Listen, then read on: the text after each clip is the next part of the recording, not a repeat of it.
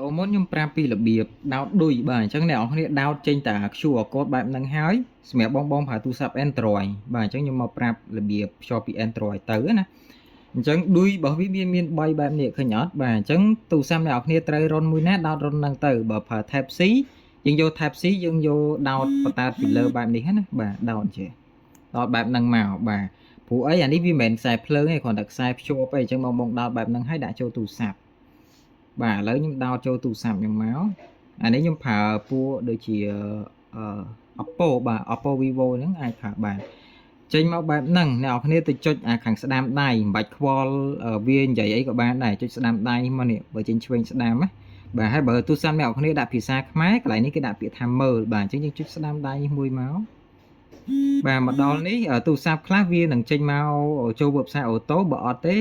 ខ្ញុំអ្នកនរគ្នាចុចលើអាមួយណាក៏បានដែរអញ្ចឹងវាចេញមកដល់នេះហ្មងចាំតិចឃើញអត់វាចេញមកដល់នឹងអូតូហ្មងមកដល់កន្លែងហ្នឹងយើងចុចកន្លែង Play Store រូបនេះរូប Play Store ហ្នឹងមួយមកនេះបាទហើយអ្នកនរគ្នាចុចដំឡើងចុច install មួយមកនិយាយទៅធ្វើទៅតាមខ្ញុំអញ្ចឹងមកខ្ញុំគាត់ថាស្រួលអត់ពិបាកទេបាទអានេះបើចេញអញ្ចឹងយើងចុច not now ក្រោមហ្នឹងមកនិយាយទៅយើងចាំឲ្យវាតម្លើងចប់ហ្មង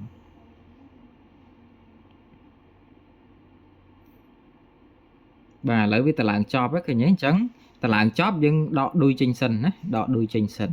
ហើយអ្នកនរគ្នាចុចបើកបាទចាំតិចត្រឡប់ក្រោយវិញចុចបើកមួយមកដល់នេះ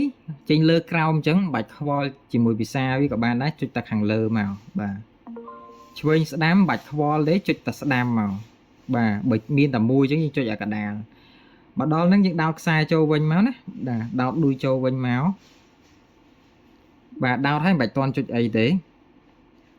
ហើយនេះចេញអា3នេះមិនបាច់ខ្វល់ទេចាំអ្នកនរនេះចាំបើចេញត្រេ3 1 2 3មិនបាច់ខ្វល់ទេចុចទៅខាងលើវិញចុចអាលោតមកកណ្ដាលនេះវិញមកដល់នេះគ្រីសមួយចុចអូខេបាទហើយយើងធ្វើនេះធ្វើតែដំបូងហើយលើក្រោយលេងខ្វល់អញ្ចឹងទៀតហើយចេញឆ្វេងស្ដាំដូចខ្ញុំបញ្ជាក់អ្នកនរគ្នាអញ្ចឹងបាច់ខ្វល់ទេចុចតែស្ដាំមកលើក្រោមមិនបាច់ខ្វល់ទេចុចតែលើរហូតមកលើរហូតមកលើរហូតមកអ្នកនរគ្នាឃើញចេញហ្នឹងឃើញអត់អញ្ចឹងវាចេញមកបានតែស្រួលមែនតើបាទអត់មានអីពិបាកផងបាទប៉ុណ្ណឹងចេញចង់ចាក់អីចាក់ទៅបាទឥឡូវយើងចង់ចាក់វីដេអូណាមួយខ្ញុំតេស្តមើលបាទបើវាចេញចេះដូចខ្ញុំប្រាប់អញ្ចឹងចុចស្ដាំមកមិនបាច់ខ្វល់មួយវាទេបាទមកដល់នេះចង់ចាក់វីដេអូមួយណាចុចលើវីដេអូហ្នឹងមកហើយបន្ទាប់មកយើងប្រិចអេក្រង់នេះអាកន្លែងដាក់អេក្រង់ឲ្យធំណានោះឃើញធំហ្នឹងនេះបាទអញ្ចឹងអានេះយើងប្រើតែអញ្ចឹងអត់មានអីពិបាកផងបាទឥឡូវក្នុងករណីយើងចង់ភ្ជាប់លើក្រោយយើងត្រូវធ្វើម៉េចបាទឥឡូវចាំមើល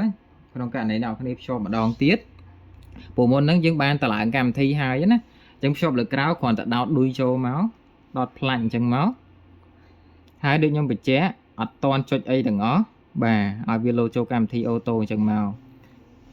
បាទខ្ញុំសូម focus ឲ្យមើលបន្តិចហើយខ្ញុំប្រាប់ណាមុនហ្នឹងចេញឆ្វេងស្ដាំចុចតែស្ដាំមកចុចតែស្ដាំតែឃើញអេក្រង់ទូរស័ព្ទយើងហើយនៅអេក្រង់ slide ដូចគ្នាចុចមកហូមចោលមកមិនបាច់ខ្វល់វាទេប៉ុណ្ណឹងយើងប្រើបានហើយបាទអញ្ចឹងរបៀបភ្ជាប់មានតែប៉ុណ្្នឹងឯងអ្នកនរគ្នាងាយ